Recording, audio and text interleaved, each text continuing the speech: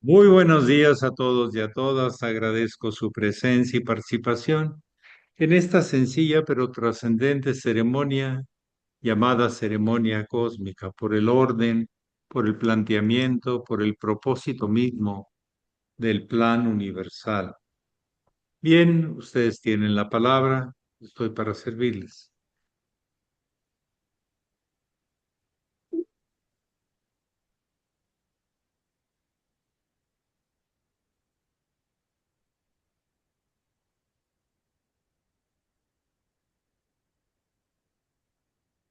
Sí, adelante, sí, Irma. Inicio, los hermanos estaban contando las luces Sí, y dijeron que la suma debería ser impar. ¿Por qué debe ser impar? muy bien. A mí me lo enseñaron así. Que en la magia espiritual se trabaja con el non y en la magia material se trabaja con el par. De hecho, la materia se forma a través de la unión de los polos, de dos, etcétera. Y fui descubriendo que si unimos ciencia y religión, tenemos lo siguiente, que la vida no fluye en forma recta, la vida orgánica, sino a través de espirales. Nuestro sistema solar va haciendo movimientos espirales hacia la estrella de Hércules, tanto para descender en fuerza centrípeta como expander. Es la espiral y esto se llama que la vida se mueve en ciclos. Y desde acuerdo a nuestra numeración hay 9 números nada más. ¿O cuántos hay? Luego ya se vuelven, se siguen acomodando.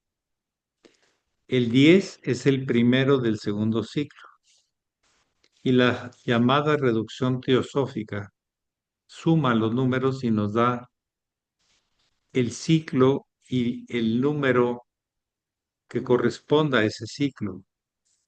El 11 es el segundo del segundo ciclo.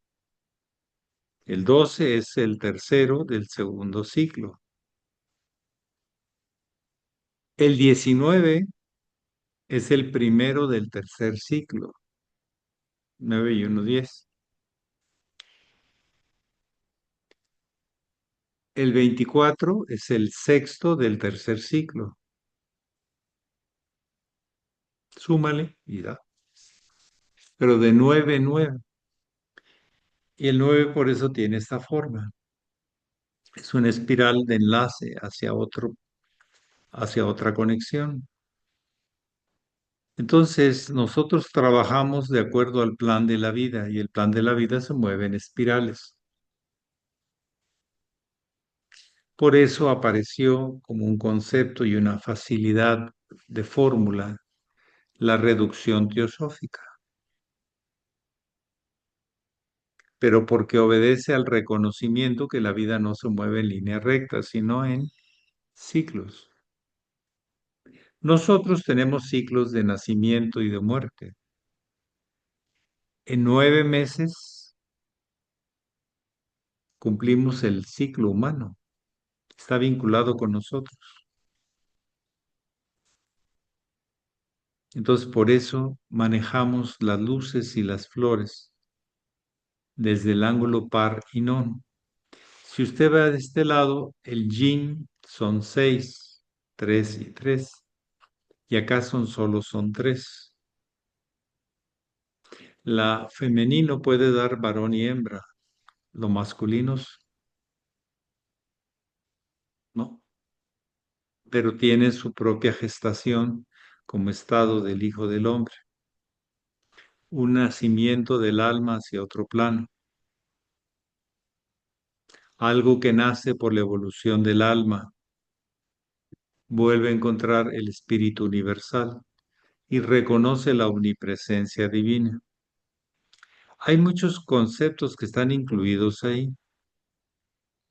A mí me ha gustado, aparte de lo que me indicaron como en instrucción, por qué es así. Y eso es lo que le estoy comentando. A mí no me dijeron de los ciclos de... Sí, el venerable Satarjat hablaba mucho de espacios, que el espacio era curvo y continuo, pero vamos enlazando enseñanzas y a mí el hermano mayor me dijo, con respecto a las luces y a las flores, que deberían manejarse números non en forma directa en los primeros 9 números o por reducción teosófica del segundo ciclo en adelante. ¿Ya? Pero solo hay 9 números y el 10 es uno y un cero. Cada cero es un ciclo completo, es el primero del segundo ciclo. El 100 es otra cosa y así, así, así vamos. Pero el cero no es un huevo, digo, no es una ausencia de número, es la gestación de todos los números posibles, es el inicio de la progresión de la vida.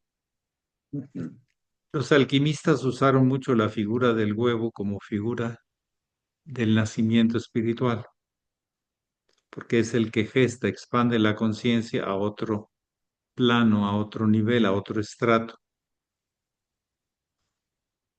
Por ahí va la cosa. Pero podemos seguir estudiando y practicando. Adelante, Sonia Barroso, desde Illinois, con un trocito de helado para todos. Buenos días, maestro. Buenos días a todos. Maestro, yo sé que en repetidas ocasiones usted nos ha dicho por qué sí o por qué no se debe de hacer un trasplante de No, un yo no he órgano. dicho eso. No, yo no he dicho eso. Ni sí ni Yo he no. Ok, bueno, no sé. planteado de las repercusiones que puede tener desde diferentes ángulos, pero yo no he dicho que hagan esto. Yo no mando. Yo solo abro el foro para penetrar en ello y cada quien que asuma su decisión. Ah, bueno, que de esas, bueno, entonces planteé mi pregunta diferente. La cosa, lo que yo quiero preguntarle es, si una persona, yo sé que usted nos ha dicho que, a ver si sí entendí, que cuando uno da un órgano a otra persona, debe asumir de que esa persona no sabe, tenemos que esperar a que ese órgano deje bueno, que todo nuestro cuerpo, el que tengamos, se vaya junto, porque si se queda el órgano viviendo, tenemos que esperar eso, ¿verdad? ¿Así entendí? Bien, Y que, los hoy ahí órganos me hice fueron bolas. construidos desde una célula madre. La primer célula, el famoso cigoto, que no me gusta nada el nombre, pero así se llama.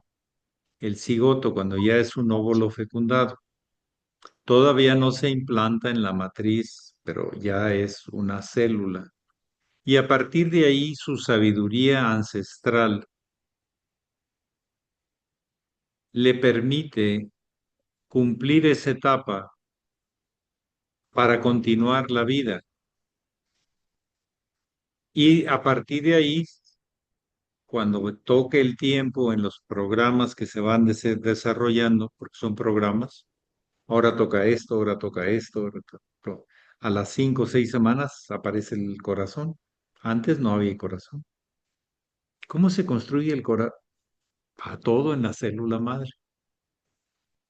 La herencia de especie, la herencia mental y espiritual. Entonces, ese órgano contiene tejidos con la información genética del donante, ¿o no? Y está funcionando con con el alma del que lo recibe, del receptor, donante y receptor. Entonces, hay una transmisión de vibración, de estados internos, espirituales, mentales, emocionales, físicos, ahí. De hecho, en un trasplante se tiene que inhibir la respuesta, no recuerdo cómo se les llama, porque no lo rechace. Inclusive en hermanos o en padres y hijos, cuando hay donaciones, sigue habiendo rechazo, pero es menor, pero no quiere decir que no lo haya. La pregunta es, ese órgano de ese receptor, el que le quitan porque no le funciona por X o Y razón, ¿qué derecho tenemos a quitárselo al otro y a usarlo? ¿Para qué? Si tuviéramos una misión súper especial, bueno, pues de tránsito. Pero el tema es si voy a seguir haciendo lo mismo y esperar la muerte al final, por qué tomo lo que no es mío? Ahorita en la visión cultural que estamos viviendo es de producción y consumo, de propiedad y de defensa de la propiedad, ¿verdad? La pregunta es, ¿desde cuándo pudimos agarrar lo que la vida le dio a otro o le produjo desde la historia ancestral para quedarnos nosotros con ello? Sí. Entonces, quedan muchas preguntas por resolver, más que yo diga o que obligue o canalice a alguien. Yo en esto que estoy exponiendo, yo mismo quedo con más preguntas que respuestas. Lo importante es que una persona escuche desde diferentes ángulos lo que significa la donación o, voy a poner una palabra muy fea, robo de órganos, porque te lo estás quitando. Aunque te dé permiso, se lo estás quitando. ¿Sí? Y la pregunta es, si tú no es tuyo, ¿cómo lo vas a regalar? ¿Desde cuándo es tuyo? Es para ti, pero el para no es lo mismo que la posesión.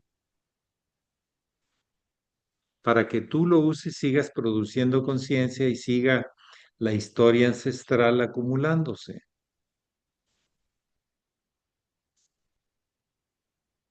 Además, el tráfico de órganos es una de las cosas más crueles, despiadadas y degeneradas de la condición humana. A niños y a personas jóvenes les quitan sus órganos para meterlos o te ponen en la cola, pero con alguna aceitito ahí que resbale para que te seas el primero en recibir el órgano. No, Entonces, hay estaba esperando. muchas preguntas o factores que deben tomarse en cuenta a la hora de esa decisión y no todos lo analizan así, sino lo que les dice un doctor o lo que les conviene, etcétera. Si pensamos que la vida tiene nacimientos y muertes naturalmente, ¿cuál es nuestro miedo a la muerte? La vida ha sido la expresión de tus recursos físicos, emocionales, mentales, espirituales, todos trabajando en un universo, en un solo cuerpo, pero son varios cuerpos que están trabajando para constituir uno solo. Hay que penetrar y reflexionar en ello. Yo les digo que el iniciado no impone ni obliga, solo recomienda, cuestiona, advierte, pero la decisión tendrá que ser de la persona porque al final va a vivir ese karma o esas consecuencias de esas decisiones. No la vas a recibir tú detrás del escritorio, lo va a vivir esa persona que está ahí. Entonces, el tema de la donación de órganos tiene ángulos controversiales, a favor y en contra. ahorita y en las consecuencias posteriores. Si todo sigue una lógica, un sentido común, cuando las preguntas se hacen correctamente, tendremos procesos de buscar las respuestas correctamente. Entonces, sí es un tema para escuchar diferentes ángulos, el ángulo kármico, el ángulo de derechos biológicos. Tú, así como que tú mandaste a hacer tu hígado, pues no. El hígado se produjo para que tuvieras una multifuncionalidad. Es uno de tantos y muy importante órgano que tenemos. Pero también los mamíferos, también los animales. Los perros tienen hígado o no, ¿sí? Y dicen que no tenemos nada que ver con ellos. Por favor, un poquito de... Encuéralos y vas a ver que pues, el cuerpo, la estructura, las nalgas, los órganos sexuales, la garganta, el trabajo del esófago, tantas cosas que tenemos en similitud. Claro, ya en otra etapa de más desarrollados o más perfeccionados, pero más complicaditos, ¿sí? Entonces el tema de donación de órganos sigue siendo controversial. No es mío y yo sé qué hacer, pues no es tuyo, es para ti, pero no es tuyo. Tú no lo construiste, no pagaste por eso. Consumiste tierra, energía, cristales, luz, aire, agua, pero aún así nada de eso es tuyo. Pertenece a la vida, para que se exprese la vida. Entonces, ¿desde qué profundidad quieres buscar una respuesta? Ahí está el asunto.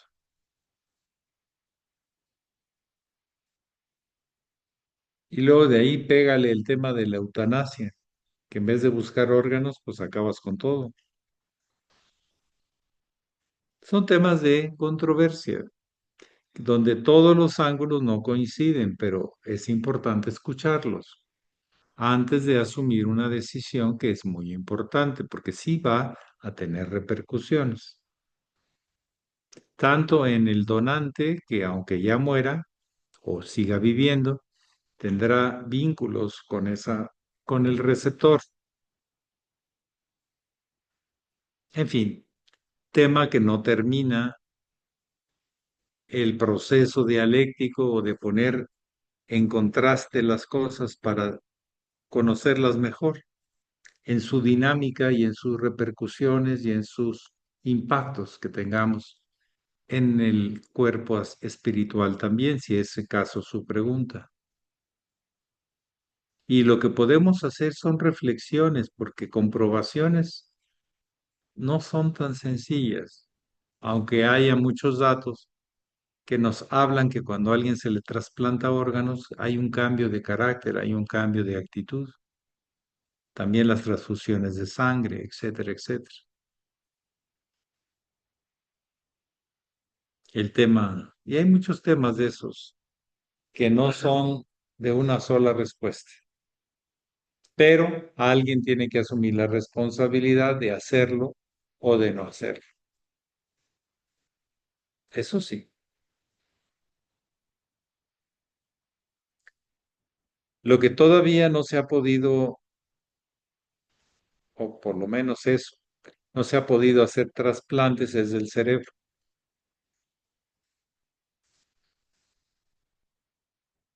Órganos sí, cerebro no. Y quién sabe qué vaya a suceder cuando alguien lo intente, no sé. No sé si sale un Frankenstein por ahí. Muy bien, un poquito de todos y al final con un rayo todo se soluciona y con eso... La vida es algo más complejo, es continuidad de sí misma, como el fuego. El fuego, tú necesitas hacer un fuego, una chispa para que continúe, para que se continúe y lo puedes pasar de fuego a fuego, ¿ya? En fin, ¿algo más que alguien quisiera compartir o preguntar? Gracias, maestro. Pero Gracias. yo dar la respuesta, no. Hago planteamientos, razonamientos, expongo, escucho, pero la respuesta cada quien tiene que asumirla.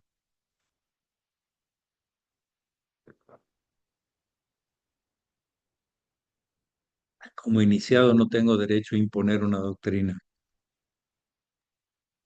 pero Maestro, tengo diferentes doctrinas o diferentes enfoques, sí.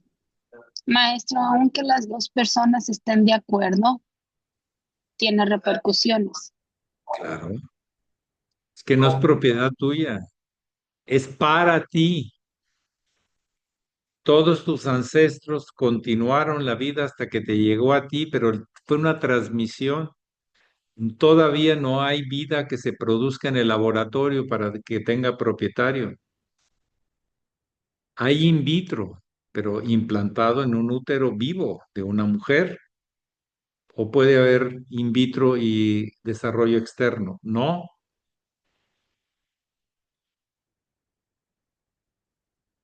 aunque ya mucha de la información va contenida en el propio primera célula y las posteriores que se les considera células madres, en el útero particularmente, aún así quedan muchas dudas de la propiedad, de la responsabilidad de quién debe cuidarlo, incentivar, pero lo hemos recibido. Usted hoy se llama Sonia, pero antes sus ancestros, ¿cómo se llamaron? Para que usted le llegara así como tiene usted su cuerpo. Usted se preocupó por elaborar un hígado, un riñón, una médula, una columna. No, entonces ahí en el laboratorio fue pegando como yeso. Pues no, así no funciona. ¿Mm?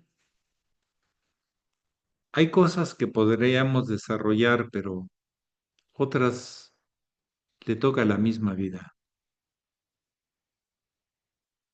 mostrarnos sus posibilidades, pero no somos propietarios de la vida, de ni nuestra ni del otro. Somos los responsables, cada quien.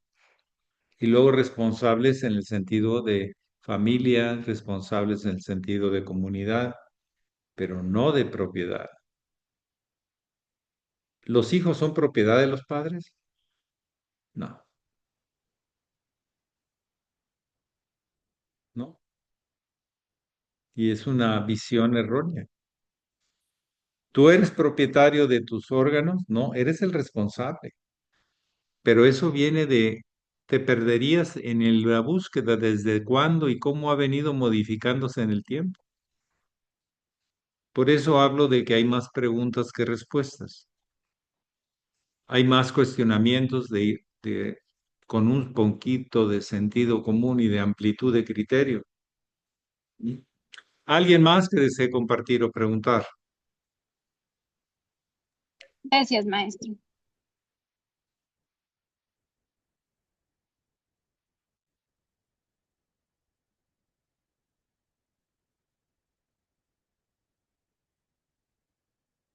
Investiguen, son decisiones importantes. Y no se cierren, sigan escuchando, sigan investigando. Y dejen claro, pero no hay una posición institucional. Por ejemplo, el sublime hermano mayor pidió ser enterrado en la tierra, en un ataúd.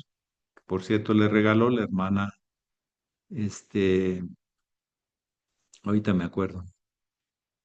Y también le regaló la tierra que tenía en un cementerio, porque él no tenía nada cuando él falleció.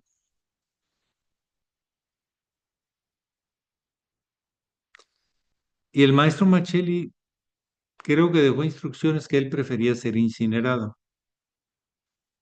No las conozco porque lo hizo a nivel familiar. No hay una posición, pero sí al final sí hay repercusiones algunas sutiles, algunas importantes, en las decisiones cualquiera que tomemos. Librada que Imolet fue la que le regaló esa tierra y ese ataúd al maestro. En un lugar que se llama Valle del Recuerdo, ahí en la parte norte de la Ciudad de México. Ahí yo estuve en el momento del entierro. Si hubiera sido gurú, no hubiera ido, pero sí.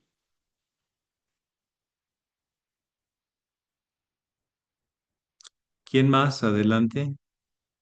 Y mire cómo son las cosas. A la hermana Gracia le tocó ponerle la sandalia izquierda al hermano mayor cuando lo acomodaron su cuerpo y su vestimenta tal como lo enterraron.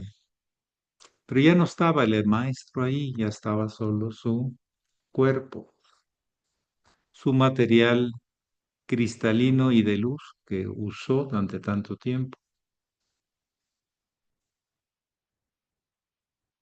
Pero el alma siguió adelante, sigue adelante.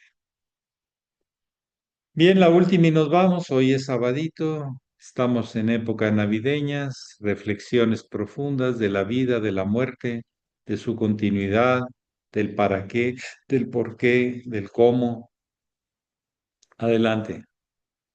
Maestro, ¿podría profundizar un poquito más en lo de la cremación y enterrarnos en la tierra?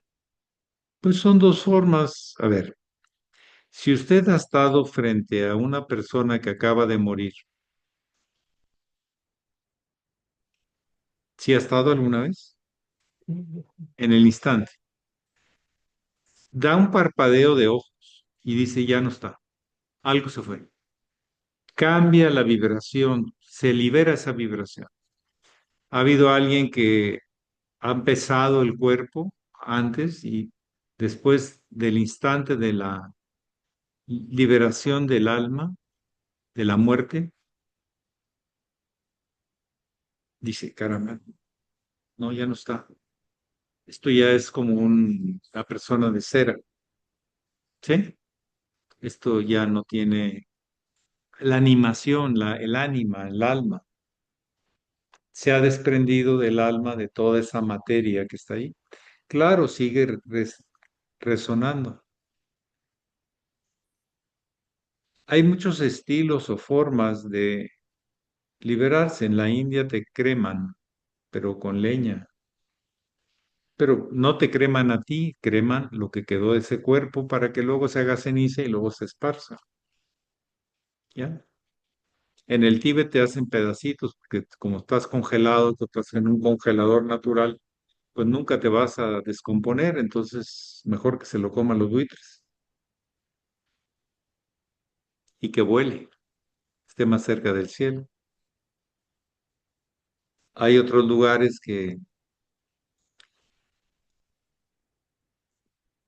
pues que sí te entierran y dejan que los gusanitos que llevas incorporados en la sangre, unos pequeños huevitos que andan por ahí, que tú mismo los traes desde hace no sé cuánto tiempo, no sé cuándo se forman, ni cómo se forman, pero son gusanitos que van a devorar tu cuerpo. Y así en el cráneo te va a salir por acá y por acá. Pues eso es lo que va a pasar. Se van a comer la carne y luego lo van a defecar y luego lo van a hacer tierra. Es lo que hacen los gusanos, ¿no? Comen y sus defecaciones son las que generan productos orgánicos, etcétera. Digo, hay que hablar las cosas como son, no hay que tapar nada. Pues así es. Entonces, pues ya es un poco que ya el desprendimiento del alma y del cuerpo, tal. Y normalmente en la cremación no te pueden cremar inmediatamente, creo que es 1 o 2 días. Te tienes que esperar para que te puedan cremar. Hay personas que prefieren la cremación porque no vaya a pasarle como Joaquín Pardavé, que lo enterraron y luego abrieron, hicieron unas exequias, abrieron el féretro, un artista mexicano de origen libanés, y encontraron que estaba toda rasgada, o sea que se despertó y quiso salir, pero no pudo. Entonces dije, no, pues créeme. Ahora, desde el ángulo económico, es otro ángulo, porque hay gente que no tiene que pensarle bien a lo económico, pues es más barata la cremación que el entierro y el féretro y todo el cuento. Es más romántico el féretro y aparte es más consciente el saber que ese cuerpo ya va a ser enterrado y no lo vas a volver a ver, porque supuestamente cuando alguien lo entierra no deben volver a abrir el féretro, ¿o sí? No, se debe descomponer todo junto. Entonces tiene sus ángulos, pero si yo digo que el evento importante es ese desprendimiento de la continuidad del alma en su proceso y ya no estar identificado o hacer funcionar al cuerpo, se dice que las últimas células son unas células cerebrales y duran 72 horas más o menos como máximo para cesar en funciones. O sea que realmente tú no mueres a nivel biológico, no a nivel anímico o a nivel espiritual, no, eso se desprendió ya inmediato, sino a nivel biológico todavía hay algo de ti que sigue ahí, una ligera circulación, una ligera almacén de energía, de alimentación, de nutrición, y dura 72 horas. O sea que después de 72 horas, ahora sí el cuerpo está igual que la Tierra. Son materiales, un poco de carbón o bastante, un poco de oro, un poco de plata, un poco de calcio, un poco de magnesio, un poco de tal.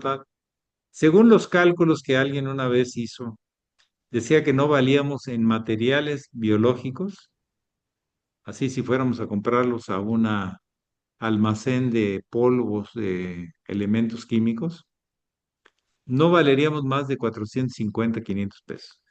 Bueno, a lo mejor con la inflación, ok, arribita de 500.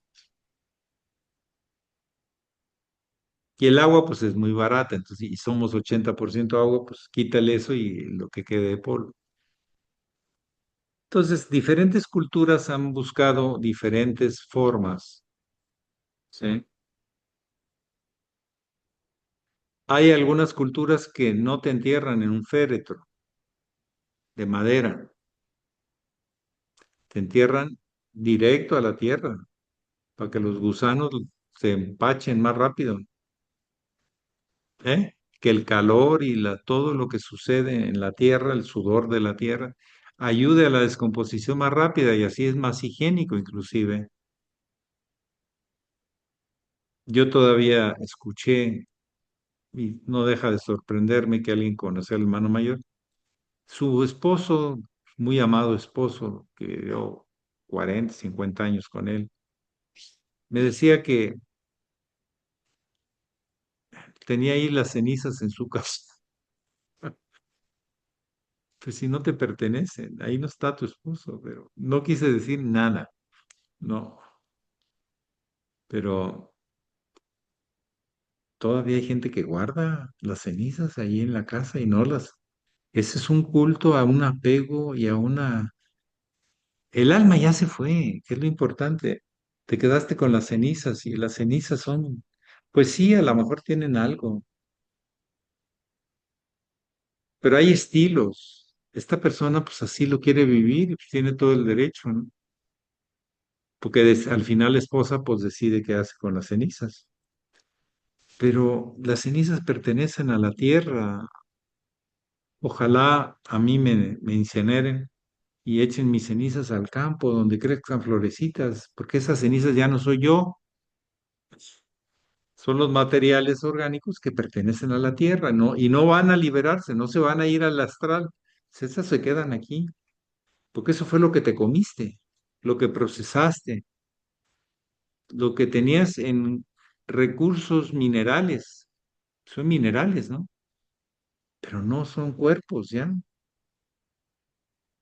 Y un factor rápido pues, son los gusanitos. ¿Y dónde nos espanta? Si al contrario vemos la maravillosa forma de reciclar que tiene la vida, le ganó a la onda ecológica el reciclar muertos. Y si no, pues vienen los buitres y te comen y ya, se acabó. Tú te mueres en el campo sin que nadie te vea, ni nadie te vaya a hacer tanto rito funerario, ni nada, pues te comen los buitres. Son muy hábiles para encontrarte, ¿eh? Y los coyotes también. Ujú. La vida tiene formas naturales, sabias, profundas de seguir adelante. Eso es lo que tenemos que dejar en claro. La pregunta es, en esa filosofía de seguir adelante, ¿qué es lo más conveniente? O creo yo que es lo más conveniente y asumo la responsabilidad. Pax, a todos y a todas, un abrazote. Pax, Maestro, maestro. un Y abrazo. Paz, acuérdense, maestro. Muchas debemos gracias. preocuparnos más de los vivos que los muertos. Así es. Creo que